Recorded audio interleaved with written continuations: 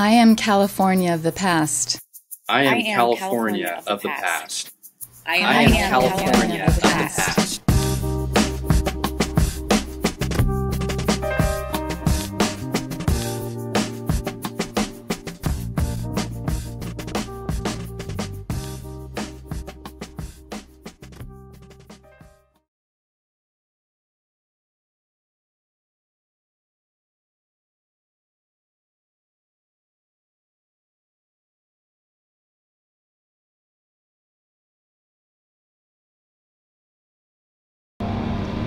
I might mention I just mentioned water.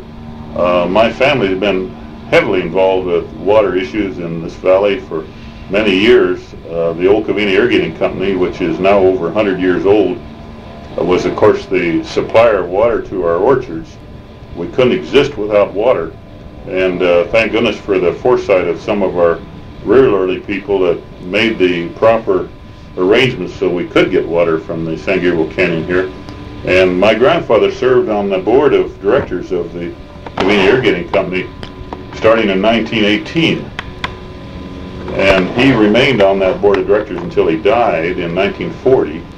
And then my father was elected in his place, and he served on that until he moved away from Covina in his later days. And I have been a director of that water company now since I've been on the city council, starting in 1975, and I'm still director and vice president of the Covina Irrigating Company, and I'm very proud of the fact that I'm the third generation to serve on that capacity. I think Bill Temple's son is the secretary, isn't he? He's the manager. Manager, yes. He? I noticed that in the history of this valley that it didn't start out as a citrus producing area. There were crops such as corn and wheat and grain crops that were grown here, and how was it possible for them to raise such crops from natural rainfall? It was very difficult. Farming in this valley was always a very frustrating and problematical enterprise.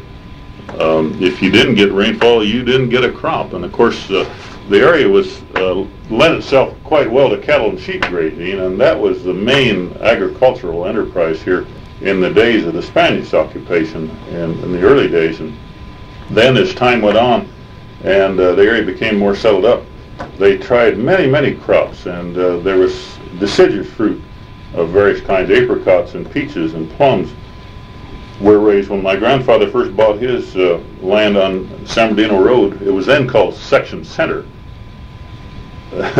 But it was in apricots, and he replaced the apricots with citrus.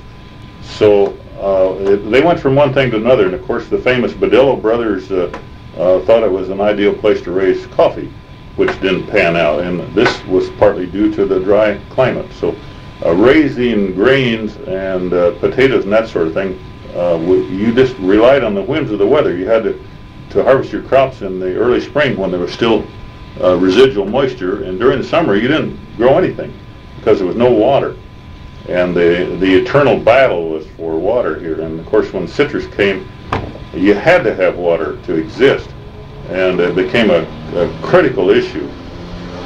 Okay. This area then, as time went on, became totally oriented towards citrus, and we found that we had an ideal climate and an ideal soil for the growing of citrus products, and it really became the citrus center of the world. And at one time, of course, Covina boasted the fact that they shipped more carloads of oranges than any other comparable town in California, and I always felt very bad when our grove started to disappear. It was a sad thing to see the trees dying and being bulldozed out, and the area being urbanized. And when one stops to realize that the houses that we built in this community and this valley are covering up some of the most productive agricultural land in the entire world, it's rather sad, because we need the foodstuffs, and we need land like we have in Covina to grow those foodstuffs, and never again will we be able to. The area has been removed from being productive for all time. And I think it's a sad loss. I dare say that I enjoyed looking at citrus trees much more than I do the roofs that you see now.